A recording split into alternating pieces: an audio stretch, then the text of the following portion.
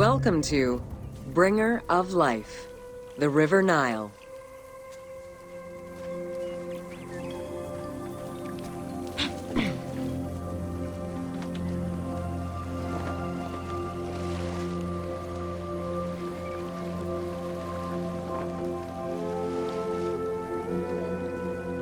The ancient Egyptians called the dark, fertile soil of the Nile the Black Lands, and the surrounding desert was referred to as the Red Lands. The dramatic difference of productive land opposed to barren desert had a deep influence on cultural ideology, mythology, and religion.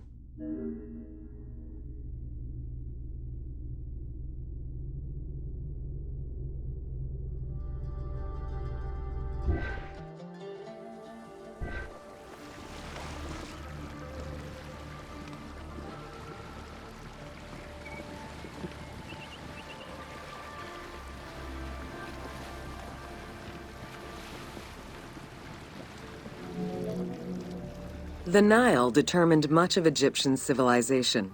For example, the seasonal cycle of the Nile was so consistent that ancient Egyptians created their calendar around it.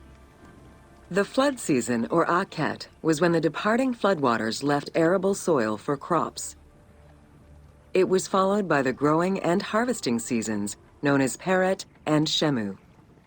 These regular seasons, along with abundant wildlife and rich soil, meant that Egypt's denizens were able to nourish themselves and ensure their country's strength in trade.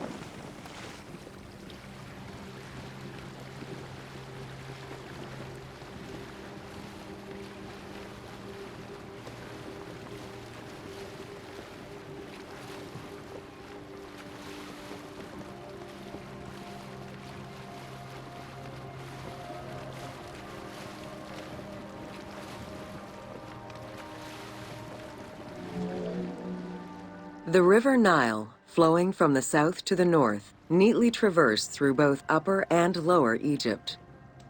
All of Egypt's major cities were built along this narrow ribbon of life.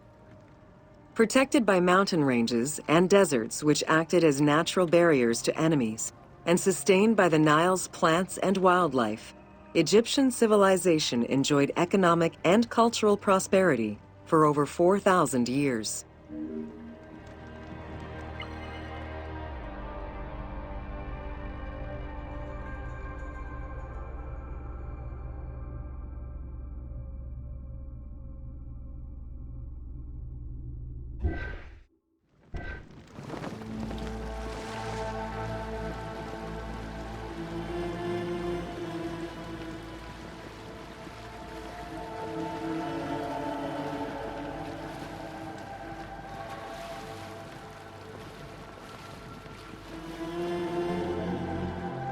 Both ancient Egyptians and ancient Greeks referred to the Nile as the river in their respective languages.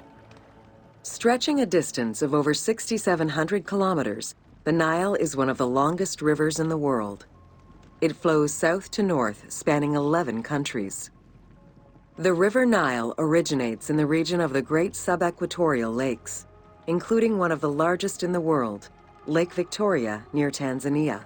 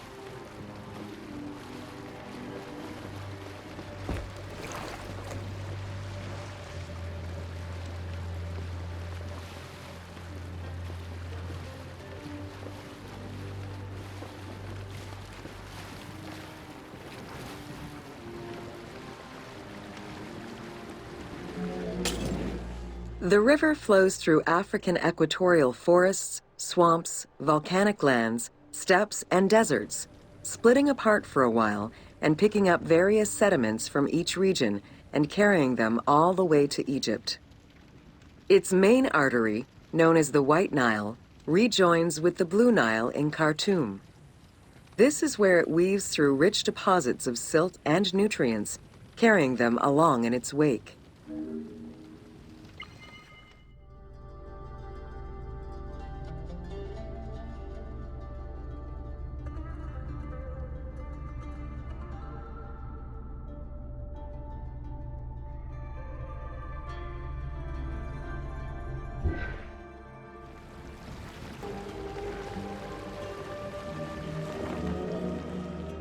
The Nile crosses 6 cataracts from the south to the north, creating natural obstacles between the various sections of the river.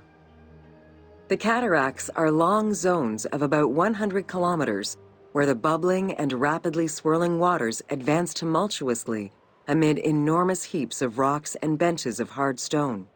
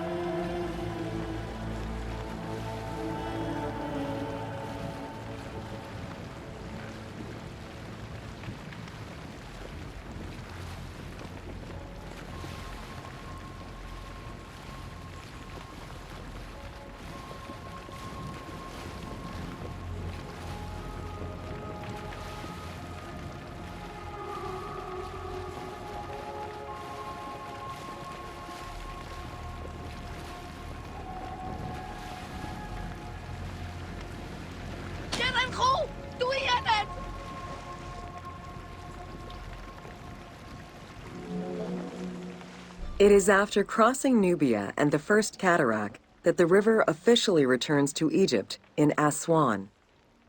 There are still 1,000 kilometers before it reaches Cairo and the Delta, bringing life to those living on its shores before it eventually empties into the Mediterranean Sea.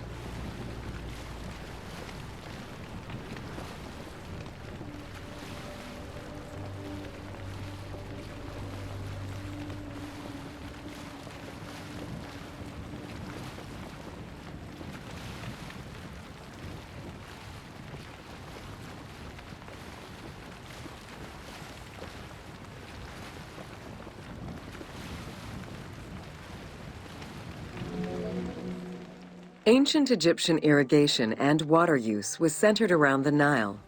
However, they also had access to streams and rivers, as well as several large lakes.